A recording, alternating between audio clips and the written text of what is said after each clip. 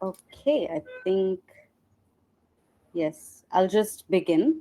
Hi, everyone. Welcome and thank you for joining us today. I'm Trishna Menon and I'm the marketing lead at Circularise, and I'll be your host for this session. Uh, the name, obviously, as we have gone through in the registration, it's Automotive Digitalization in the DPP era, making it practical along the value chain. So, a few housekeeping before we get started. The webinar is being recorded and we'll share it afterwards once the webinar is over. And if you have any questions, and I cannot stress this enough, please add them in the questions tab at the bottom right tab of your screen. And we'll first run through the panel discussion and then we'll save the Q&As for towards the end. And so don't worry if you have to drop off at any point of time, or if you haven't joined in today, you will be able to get the recording as well. So why are we talking about automotive digitalization right now? It's simple. With the regulatory push of batteries and end of life vehicle regulations that the automotive industry is having, a bit of a glow up right now, and the day to day is still feeling chaotic. OEMs need answers fast to make planning decisions, yet, getting a simple, reliable update across the value chain can still take weeks.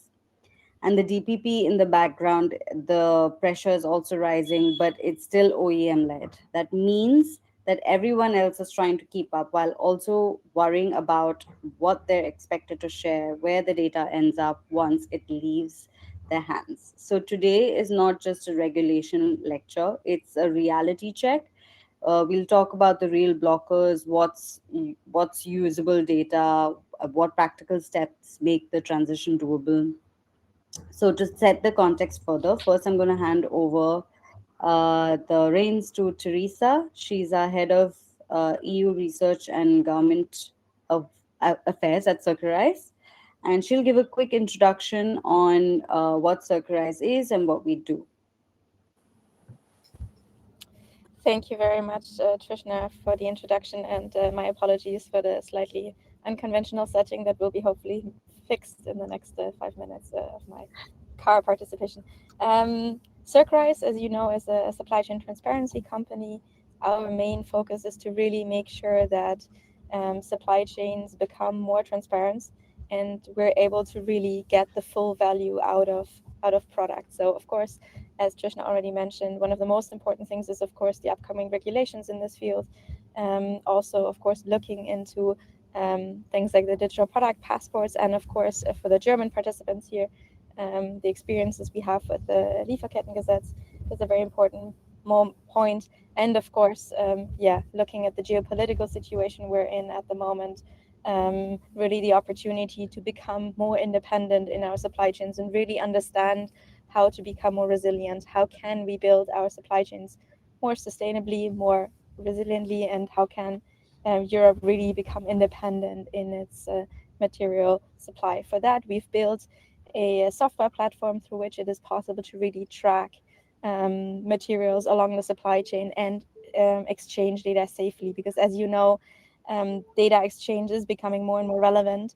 But for many companies, especially those of you who are joining from SMEs or suppliers in the supply chain, in the automotive supply chain, it is extremely important to be able to share data on your terms in a way where IP is protected, in a way where data is validatable, and where it's really possible to make decisions based on that data. And in order to improve the products we have, reuse materials where possible, and most importantly, just increase the growth potential of our companies based on the data of upstream supply chain and different circularity opportunities and possibilities to increase the value and the quality of made in Europe, made in EU.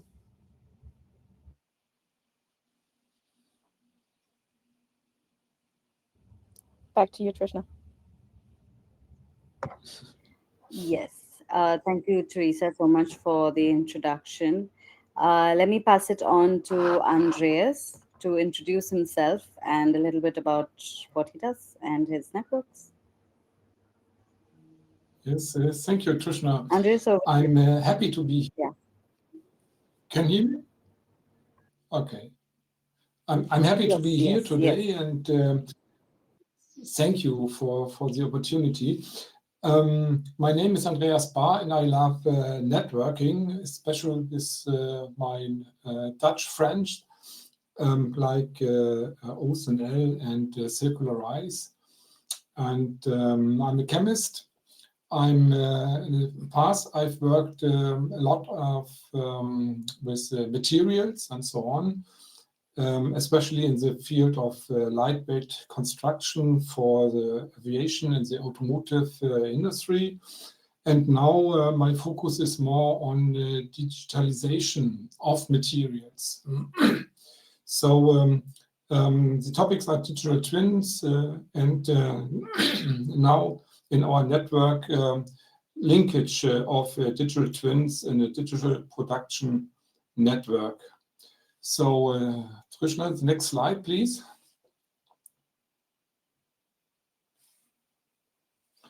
Actually, we are 32 partners in our Dutch and German network.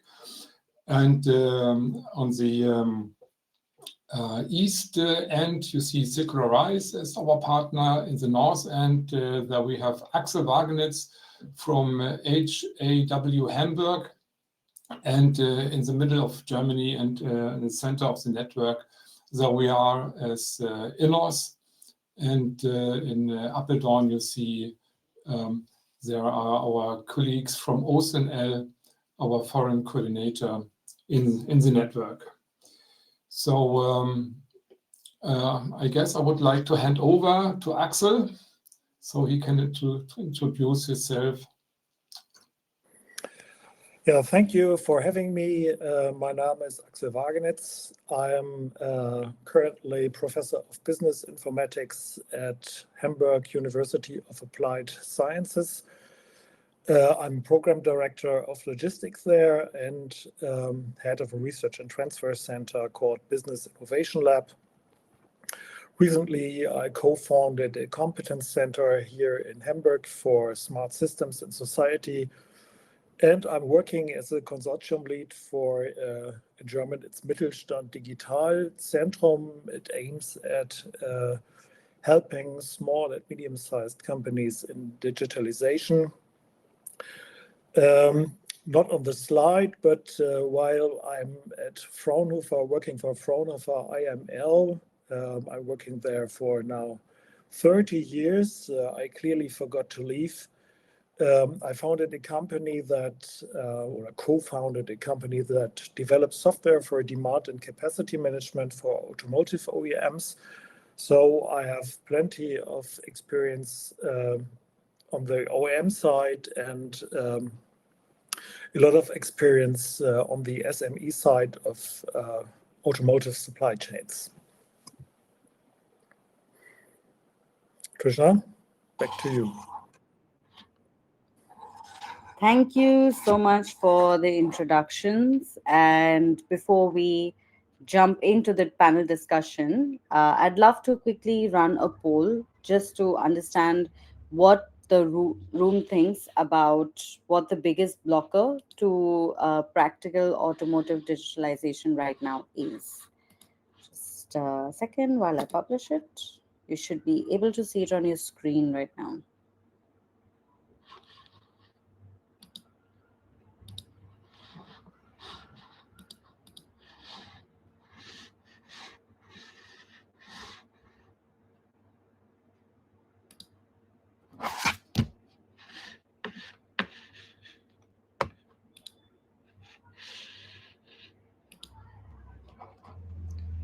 Okay. Date, one of the ones that is getting the top most votes is data is not decision ready. So the options are data is not decision ready, trust, IP and liability concerns, integration and interoperability cost, ownership and operating model, and slow response time across tiers. So right now, the one with almost 44% votes is data is not decision ready. Okay, so now that we have that out of the way, let's try to understand and dive a little deep into this. Axel, since why do you think that the data is not decision ready? Like, what does good product and materials data look like for automotive decisions, not for a slide deck? Yeah, very interesting insight that so many of you think that the decision readiness is the problem. I don't know what the OEM perspective is on that, but from my perspective, the OEM just takes the data as it is in their IT systems, and starting their planning cycles on the data, and they are not capable of looking into all the detail. They have thousands of suppliers, and they start their planning cycle using just the data as is, and this planning cycle takes weeks, as you might all know. And while these planning cycles are running inside the OEM, the conditions in the supply chain keep changing. So I think all that comes down to a little bit to the time lag problem. That was one option on the list. I think the information basis for the OEM has to be updated more quickly.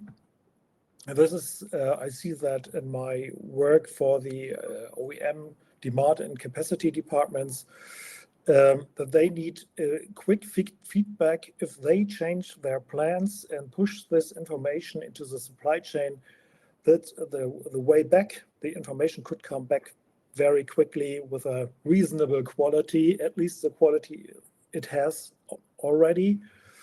And to get there, well, we have to digitalize the information processes on all nodes in the supply chain. At least this is my point of view on that.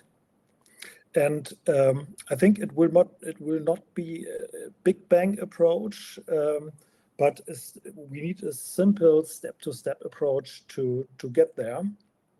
There are a lot of research projects underway in the moment that are looking at these problems. The decision readiness is one point there, and the Catena X project I'm working in from the Fraunhofer side, and I know Circularise is part of that as well, is aiming at speed, but it's aiming as well at the information quality that is sent through the supply chain, and Volkswagen and BMW are both part of this research project. But from my point of view, the results from that project are not very SME ready in the moment, and the SIM network Andreas just showed you is working on the topic to make these concepts from research projects a little bit more SME compatible. So all even small companies can take part in these automotive networks in the future, and hopefully not in the far future, but in the near future. Okay. But expanding on that a little bit more, what do you think more such blockers are for the time lag, if we have to go back to that, for the OEM planning in specific? The OEM planning is where they have to do a lot of homework that differs a lot between the OEMs, but one very large OEM in northern Germany is not capable to do the planning much faster than now. But they have IT systems they haven't changed their IT systems for program planning for 30 years. So they're not capable of using updated information in the moment, but if the information from the supply chain comes faster than by now, I think they will have to react and adapt their IT systems. The OEMs in the southern part of Germany are much faster, and they are already able to incorporate updates very, very fast into their planning cycles. Okay, that's interesting. And when an OEM needs answers from several hundred suppliers, what breaks first, do you think? Speed, completeness, or just the usability?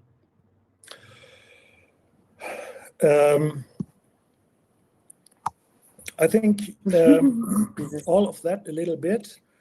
I think speed. We have two parts in answer in two parts. First, for the DPP part, the information cannot be or has to be complete. So we have a legislation that comes really quickly, and I think all parts of the supply chains, or all players in the supply chains, have to adopt to these requirements. But in the case of demand and capacity management, it would be really helpful if data can be exchanged in minutes or seconds and not in days or weeks. And at the moment, Okay. the flow of information through the supply chain is you have a lot of media breaches in between, and well, it takes ages to send the information from the OEM to the upper tiers in the supply chain. Okay. Okay, so speed is clearly a visible problem. Let's talk about what sits underneath it, why the data doesn't flow cleanly beyond tier one, let's say, and why programs stay OEM led. Maybe Teresa, you've seen traceability and DPP efforts remain heavily OEM led. Why do you think that happens, and what does it do to the broader value chain? Yeah, that's a very And then maybe we can Yeah, and then maybe we can have Andreas and Axel also give his opinion on it. But I'm curious to know what you think. sounds very good, Trish. And thank you for bearing with my technical problems. I think what you indicated is indeed a very clear, very clear problem in the sector. Data flows are very OEM led at the moment. Why? Because of course, the main responsibility for most of the legislation that we have is on the OEM side, right? If you look at a lot of the regulation in this field, things like CSRD or anything around the digital product passport, with of course the battery passport being the first one in the sector of digital product passport, it is very much focused on tier one and OEM. And that's one of the general problems we still have in our communication in supply chains, that a lot of it is responsibility of OEMs. And what we see is what that often boils down to is that OEMs basically just try to get whatever data they can from their upstream supply chains by usually asking their tier one supplier to just gather and summarize and provide data. And that's one of the problems that we see in supply chains, that it's just not that simple, right? Most tier one suppliers have a lot of problems in really getting this data. And if they get it, it's usually outdated in different formats, or and also, of course, no one wants to really be liable for it, because it is often handed down from the supply chain step by step. So this is one of the most important things that we see at Circularise in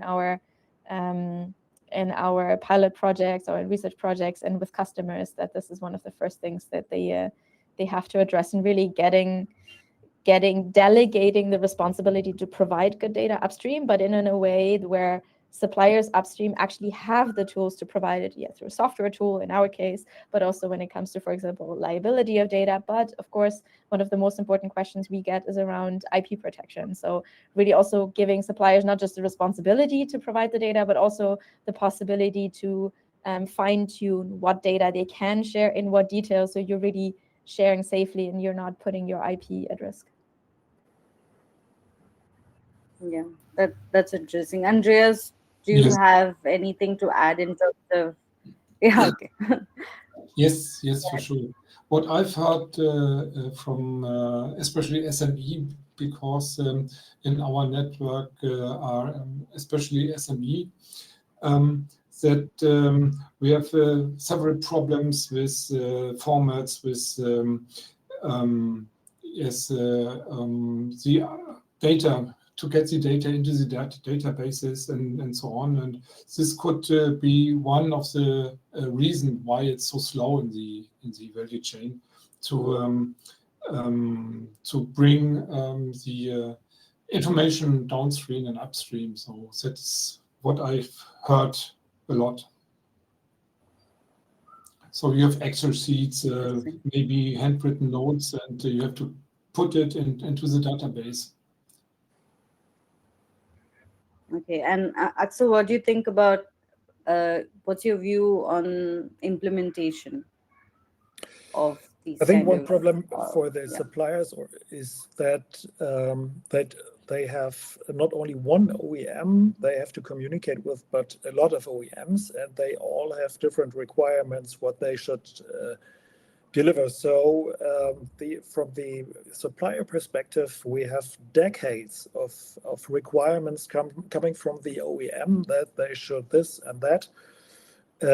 And it's mostly unclear if the requirements from the OEM are really become a technical standard in the following years. So suppliers tend to wait until it's clear now is the time to invest into a new technology. So they have no other possibility. And one other aspect is that the OEMs tend to think that they're the most interesting customers for the suppliers, but often the OEMs are not a customers for the suppliers, but only one customers in a lot of other companies. So I think we need some kind of a standard to communicate in supply chains, and I hope that the DPP is forcing the world to have to agree on some standard to send data. So if we stay in the situation that every connection between a supplier and an OEM needs a different kind of software, we will not move forward. I remember a meeting in Munich in the year 2000, and we talked about digitization of supply chains. And this is quite a long time ago, and a lot of things didn't change. Even in 2000, everybody was asking for a common standard to exchange information and look for, maybe we come to that later, semantics. What does the numbers mean we send each other?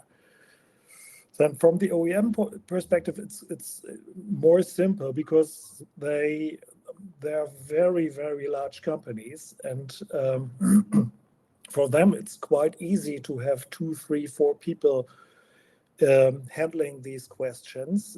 For a small company, it's not so easy to have 2, 3, 4 people to handle questions around the digital product paths, for example. Yeah, I think that's a very interesting one that you're mentioning here. I can say for us, Circularise itself was founded in 2016, and some of our first projects around digital product passport and traceability, we had the same problem of indeed no data standards there. So we had to really start from scratch. In this case, 2 of the projects I can mention is one with Porsche and one with Audi, where we really had to go into the details and see what is actually the need of the OEM, for what reasons, for which kind of our strategies, but also internal processes, right? How can you optimize the way you market your product or the way you portray existing quality criteria, existing sustainability efforts, and how can you improve maybe modularity, like to name a few.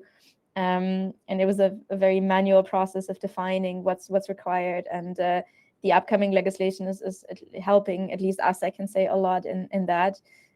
For those of you who are interested, there's a GTC 24, a committee of Sensenelec, So European Standardization Committee that is really detailing that kind of data. It's based on the ESPR legislation. So that is the legislation that actually mandates the digital product passport. And the standardization is actually close to an end. It's going to be published officially. Everything's going to be published in March. So if you're working in the sector, I can really recommend looking for the JTC 24 and the results there, because it's really detailing what kind of data should be part of such a digital product passport, what's in, what's out, what kind of formats, because that really helps. But of course, I think, Axel, you've pointed it out very well. If you're a big company, you probably just have your own department for it. As an SME, there's multiple options, right? Either you work yourself through those topics, which is quite painful, or in the case your OEM or you have a preferred software supplier in the field, that's of course also an option. What we see, at least as a company in the space of digital product passports and traceability, is that it's really a must for any company in this field to always be up to date on the newest standards, to have them implemented on the system, because as a customer, you don't want to, purchase the software and then still have to explain people what you need.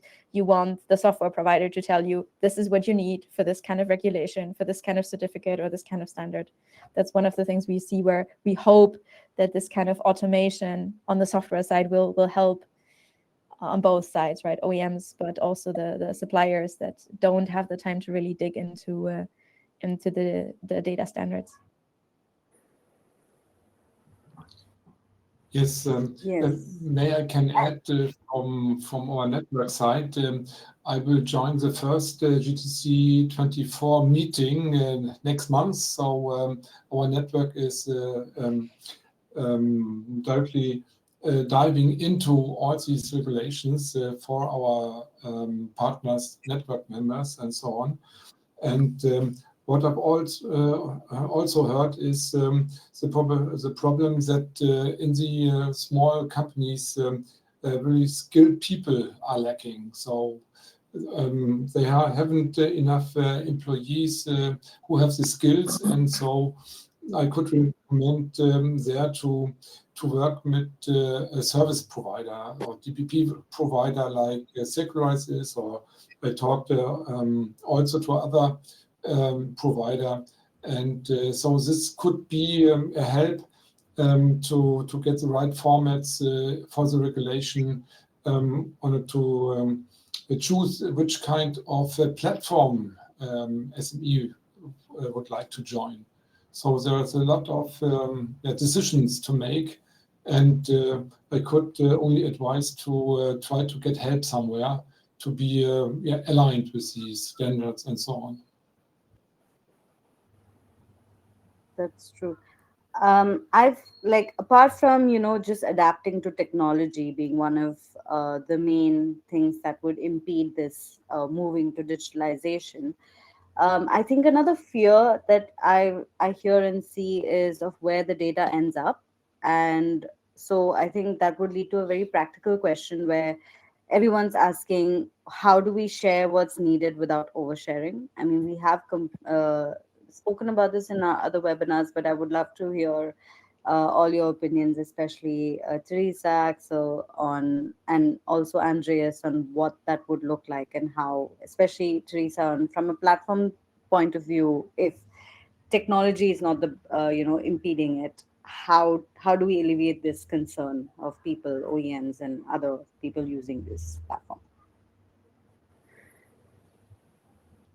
Yeah, I'm happy to say some words about that. I think one of the most important things for companies is, of course, to assess their need on this. As Circularise, of course, we have a very particular way of doing this, but I know there's other providers with different approaches. It all depends on what you need. For example, to what extent data sensitivity is an issue for you, to what extent validating data is an issue for you. Because for us, one of the main things that we focused on is really enabling companies upstream in supply chains to fine-tune what they share and in what detail, so that they can really, for example, engage in our system in a way where data is, for example, only shared with their respective customer, or with only specific partners in the supply chain, or only the OEM, or only end-of-life actors like recyclers or refurbishment companies that need to know. So this is has been our approach, to just say, look, in order to get upstream suppliers, not just tier 1, but tier 2, 3, 4, 5, that are connected on the system to provide data for the OEM. Our way to get them engaged is to enable them to make the maximum amount of decisions themselves, so that they're encouraged to do it because they feel safe, they know what's happening, they know they can really fine-tune where things end up, because indeed is one of the biggest concerns we hear is how do we make sure it doesn't end up somewhere wrong. Basically providing them with this opportunity, and of course secondly also seeing what kind of additional value is there for me. Like right now, again, we've just talked about the geopolitical situation, we've talked about, for example, in critical raw materials, rare earth materials, a lot of materials are coming from China, for example, which is why most companies in Europe are really trying to diversify, and the European Commission is also actively encouraging that in order to really make sure that supply chains are more sustainable, more independent, and so that, you know, I mean, no region in the world wants to be dependent to such an extent to another one, independent of the country. So that's where we see that companies also try to use this additional data communication to improve their independence, maybe check their upstream supply chain. Is there a section where I maybe only have one supplier, or what are the problems we ran into in COVID, and how can we enable to basically make sure we don't run into the same issues again because we have that limited insight into our supply chain. And of course, the second one for people that we work with is validation. So how can we really validate that the data is correct? Because in many cases, if data is handed down many times, or as Axel has already shared, if there's people that have to work on a lot of different things, but with really the lack of enough personnel to do a deep dive, then it's very important to have some kind of way of validating that the data you're sending or the data you're receiving from upstream is really, really correct. So those would be basically the two focus topics we're working on. But again, there are different approaches depending on the most pressing issues of any company starting to use more communication software in supply chains. Interesting. I'm curious, Axel, do you have any opinions on this topic? Yes, I think as Teresa said, you can limit the amount of information you share. And in the Catena X project, there was a simple rule established that's called one up, one down. And this just means you're just talking to the partners you already have. So to make it really simple, you just have to exchange the information as is. You do not have to share more, but you have to do it just fast.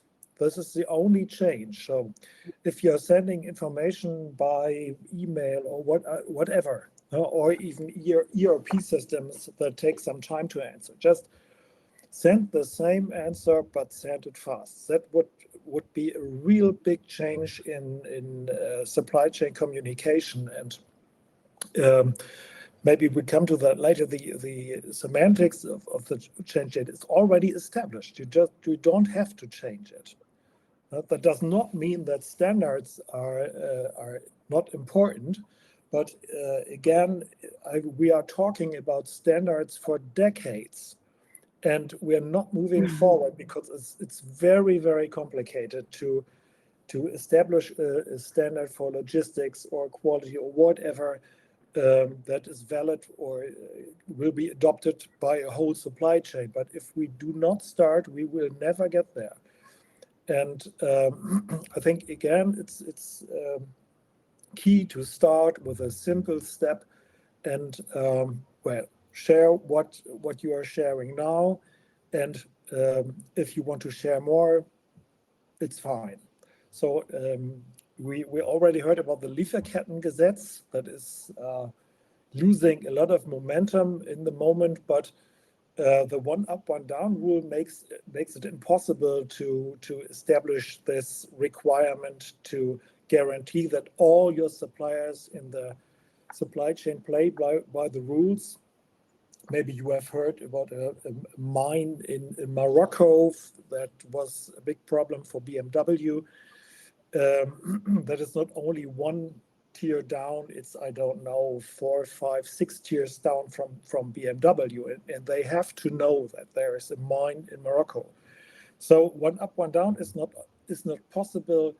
It's not always possible, but if we are looking on the digitalization of the supply chain, it's one up, one down. Share what you want to share, but fast. This will be a big change, and I hope it does not take another 25 years to come there. Yes, Yes, it's interesting. I maybe. know that. Yes, Andreas, please Yes. continue. Yes, maybe I can add something on the topic Axel said, share it, but share it fast. So we have several projects in our network, R&D projects funded by federal government, and we are just working on software tools, on tools to make exactly this, to have tools to share fast this information you shared before. So this could be also all for the audience good advice if they could go into R&D projects to dive deeper into the topic itself.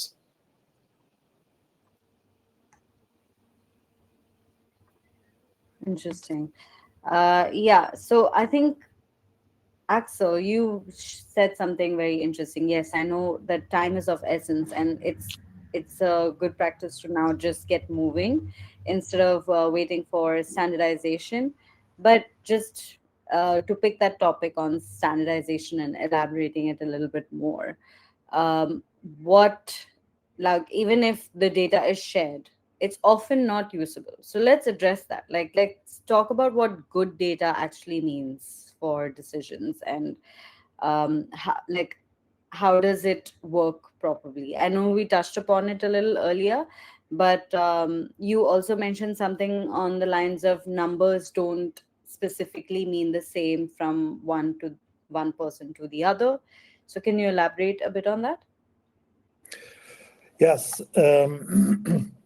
Yeah, numbers can have different interpretations, of course, but coming back to the state we currently have, from the OEM perspective, the OEMs are working with numbers in their IT systems, and they rely on the fact that they are as accurate as possible. So, of course, it's always better to have well, more reliable numbers, but I think we should say that that we have working processes that are just too slow. So the main step here is, from my point of view, to speed things up, and then to talk about the meaning of, or to question the meaning of the data. Maybe a little bit later, we have new means to analyze the data that are in the systems. Often the numbers doesn't add up. It's not that difficult to find wrong numbers in IT systems.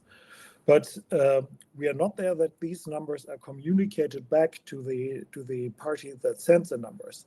But I think it's, with AI, we have a lot of opportunities to check numbers, to improve processes, but we have to get the ball rolling. Currently, with non-digitalized processes, it's very, very difficult to bring these processes moving. So if we have a digital connection in all over the supply chain, and we have AI means to send information about wrong data, this will lead to better data quality. I'm very convinced of that. Teresa, Andreas, what's your opinion? Do you agree that time is of more importance than the standardization and the correct data?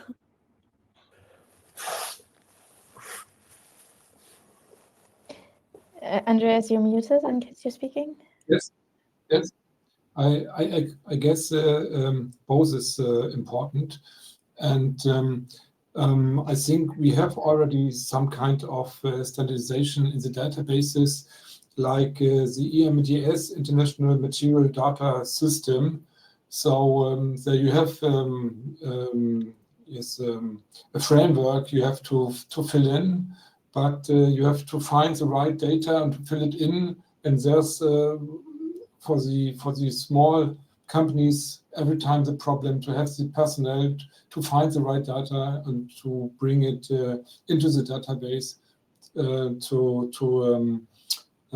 yes, react quick, as Axel said. So time is money, and so we have to speed up these processes. I mean, Yeah, I have to say I have the opposite opposite experience. I mean, I understand time is relevant, of course it is, but one of the main things we get communicated and why people start working with us is because they say, if data is not reliable, I can't really do much with it. To give you a little bit of an idea, we, for example, have worked a lot in the plastic industry with, for example, recycling of plastic components. Also think of high value plastic, right? So components from the automotive sector, from the aerospace sector, so really high performance plastics. In most of the recycling processes of plastics, it is really important to know the concrete additives in the product to recycle them safely, because if in case there's any flame retardants that were not identified or so, the entire recycling batch is really basically no longer at the quality where it can be recycled, and the entire batch is destroyed.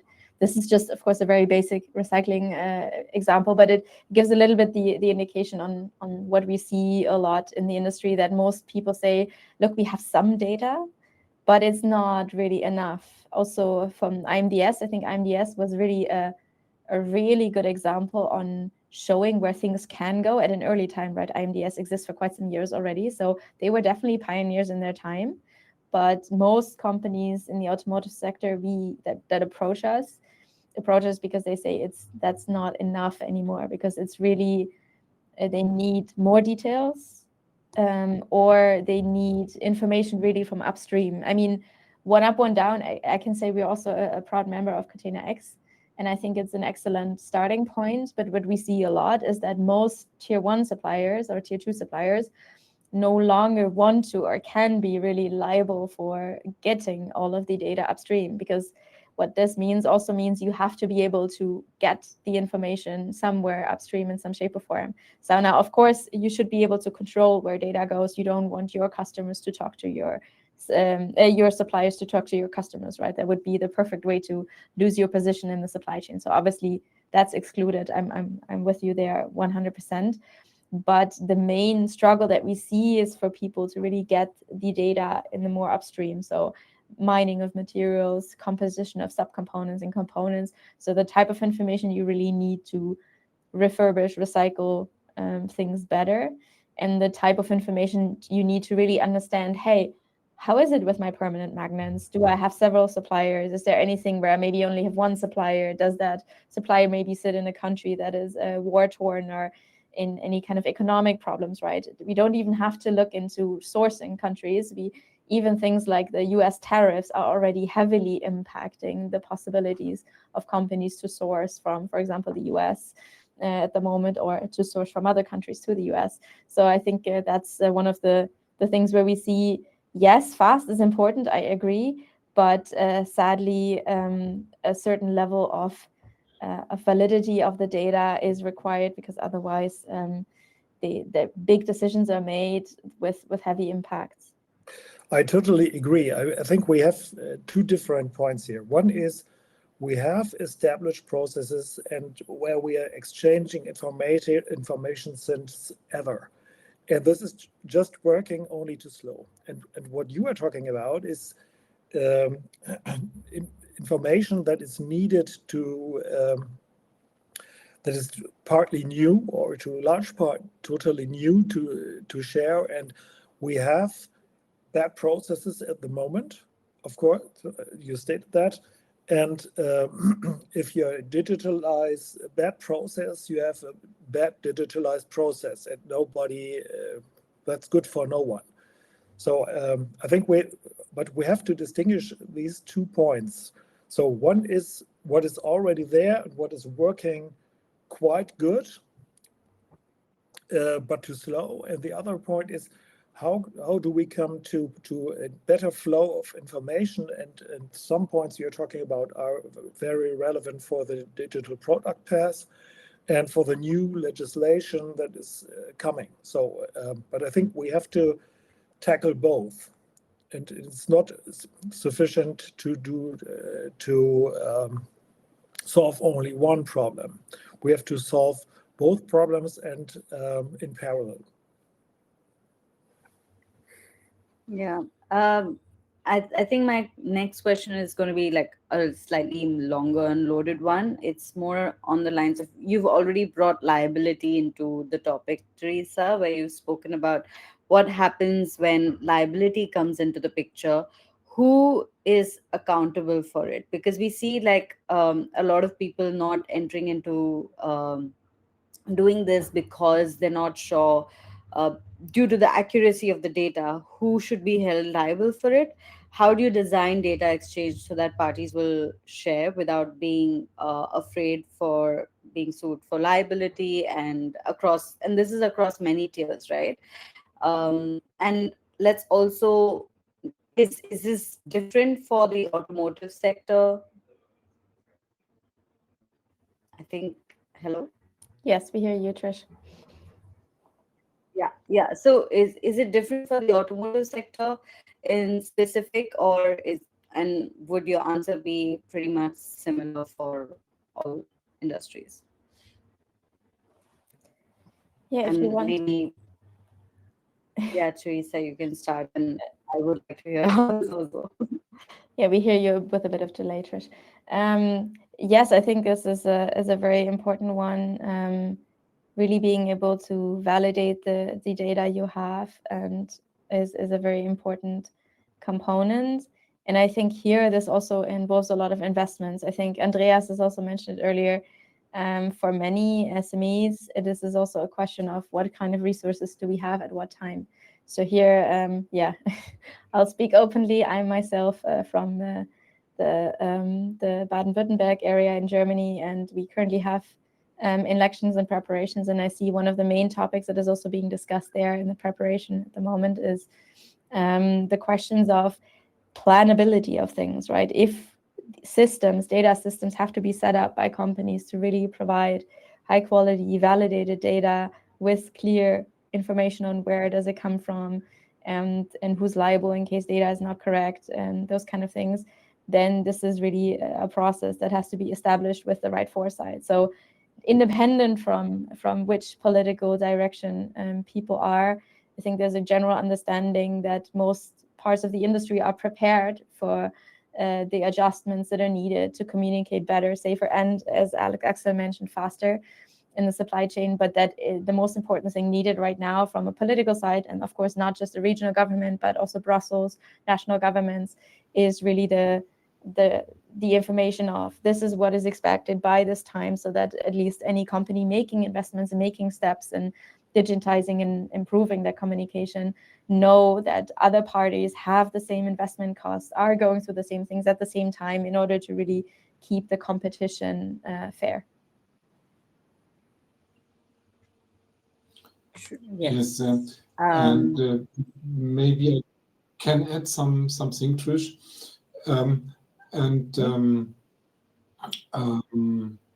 Yes, I don't know if everybody knows that normally the data stays where it belongs, so that everybody is responsible for their own data, and they host their data, and this data is shared by some kind of keys.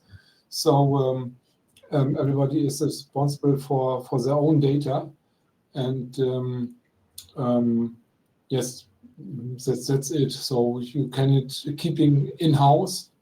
You are sharing only if a request is there. So if you invest in technical stuff, so you have also invest in databases like this to be able to share your information that you host.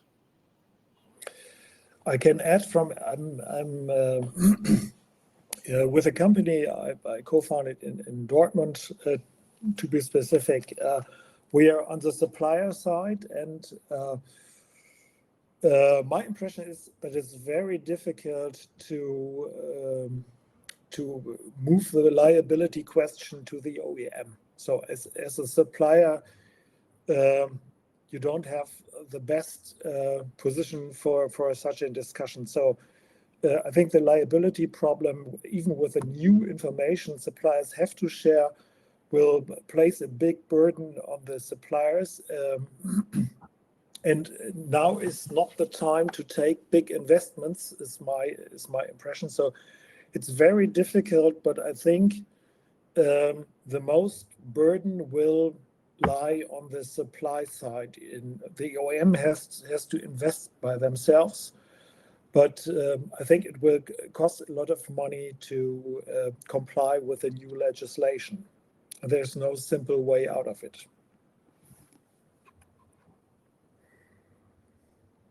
Yes, and one thing that everybody is talking about is the role that AI plays in like any hindrance or any execution um, delays, right? There are a lot of issues that like integration cost or lack of internal IT capabilities or just connecting ERP platforms. These are some of common issues that people face. And what do you think uh, AI, now that everywhere you hear it's all AI, how does this play a role in fixing these issues? Or yeah, like all everything that we've been speaking about, right? Standardization and time.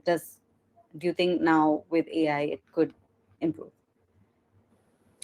I think This I question can. is open to all of you. Okay, may I start? I'm working a lot Yes. of that, and I know that in the OEMs are starting very big programs to yeah, bring forward their own IT systems. Everything is agentic AI. It's very difficult to get money for something else. But well, I think AI will be very helpful in bridging these digitalization gaps for format conversion and so on. So this will help a lot, but in a different way than I think most people will expect. So you can use those large language models to program tools to convert data. So we have to learn how that works, and you especially have to tell the AI system what the data means. And so we are back to semantics. But if you are able to tell what the data to convert means, it's able to write some code in some programming language to bring it from format A to format B. That works quite well.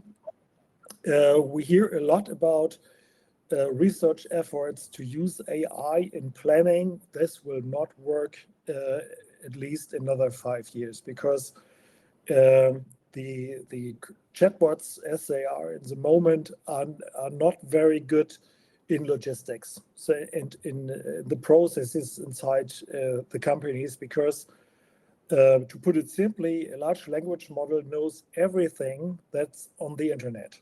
And the internal processes of suppliers are not on the internet. So and every time I try to get a smart answer in the logistics area from a large language model, it's not working very well. But programming, they are acing at programming. And this will help a lot, because or you can see a large language model as a freelance programmer you just brought into your company, and the freelance programmer has no idea about your internal processes, and you have to tell him everything, him or her, how to do the job. So this is what an LLM does, or large language model. But the main difference is the freelance programmer is not available for most companies, or even for small companies, but the large language model is at reasonable cost. So, and I think this will change a lot of things, and I hope it will speed up the digitalization process we are talking about. Yeah, Axel, if I may come on this, I swear we did not plan for this, but this is actually what you just confirmed is exactly what we're doing at Circularise, and that is really using AI to automate things in the field of data standards. Because right now you literally have people, translating different types of data standards, and most of the data things that are happening is that suppliers upstream are providing data, right? They're all in different formats. Maybe there's even some different measures, some different unit types, and some of them are, Excel, PDF, like you name it. It's technically relatively basic, but it always requires personnel and work. And so this is at least something where we've seen AI to be very helpful, because it really helps companies in automating the process. So for Circularise, our AI work has been very key for most companies, because it helps them to A, no longer worry about data standards, and B, the second component is really analytics. So really understanding and analyzing the data you have, and interpreting it better, right? So to see what does it actually mean, what kind of decisions can I make based on that. But I fully on the same page as you when it comes to programming, and not programming, but planning. It is going to be a long way still, but in the analytics and data standardization part, it is we can already show a lot of very good examples of where it helps us move forward accordingly. Amazing. Just before you continue, Teresa, I just want to point out that we're almost running out of time. So if anybody in the audience has any more questions for the panel, we'd be happy to answer it right now. There are some questions already in there that Teresa has answered. For example, to confirm what will be published in March, which product categories will be in scope of that document, and is it solely batteries? So Teresa's already been kind enough to answer that. But if you have any more questions, please do ask. Yes, one person does say hi. I'm not sure how to pronounce your name, so I'm not even going to try. Does Circularise focus mostly around automotive industry, or do you cover industries like construction as well? I think Teresa, do you want to elaborate? Yeah, we are not focused only on construction, only on automotive. We are actually able to work in any kind of sector. We started in the plastic industry, but we have a lot of experiences in automotive and electronics, actually in construction as well. Aerospace is another one. Yeah, I mentioned electronics, white goods. So there are some textiles experiences. So we are across many different industries. In construction, one of the things I can mention is some projects we had with, for example, Unilin and Covestro in the construction sector, and also, of course, here in the Netherlands, several projects with regional governments and cities around infrastructure and building. Thank you, Teresa, for answering. I think, yes. Does Circularise organize training programs on DPP and management system professional? Want to learn more about DPPs? We do have a few guides on our website that you can look at.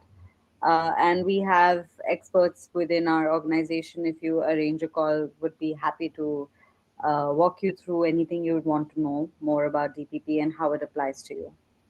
Yeah, and we And also do consultant unless- training. So if that's interesting, there is also the possibility to get training by consultants on this. Okay, any questions for our other experts, Axel and Andreas? If not, we are over time. But if the panelists want to do any wrap up, anything that I may have cut you off on and you haven't quite gotten out of your system, you can do it now. Well, maybe we can still have some words from Andreas around possibilities to get involved in the DPN.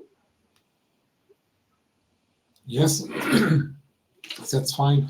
If you want to join the network, we're an international network, so probably from all over the world, partners can join. Especially we're working together with the Netherlands, as I said, and Circularise is based in the Netherlands. But if there's any interest, yes, you can come. You can see the DPN network in the internet. You will find it if you search by any search machine, and there's contact details, and you can call me. Could Thank you, Andreas. tell us a little bit more about what DPN is? Like what a little bit background, maybe for a minute? Yeah. Yes. It's a network of companies and research institutes who are establishing projects to solve these gaps we are already discussed. So Axel is a professor of a university who is working together with some SMEs and so on, and we are working to solve these gaps by new projects to go over this state of the art. Thank you. That's it. I just had Andreas repeat that so that like the audience knows that they can always reach out to him if they want to join the network or have any questions about it. Anyway, thank you so much, audience, for joining in, and also especially the panelists for taking their time out and talking about what you know in this topic, and appreciate it. We're a little over time, but that always happens. So thank you again. Yeah, any last words from the panels? Okay. No, thank you. Just I think I can speak for all of us that you find us all on LinkedIn if you have any further questions or want to reach out for collaborations on any time. Do hit us up. Thank you. Thank you Thank so you. much. Yes. Have a nice Thank you day. very much. Bye. Bye.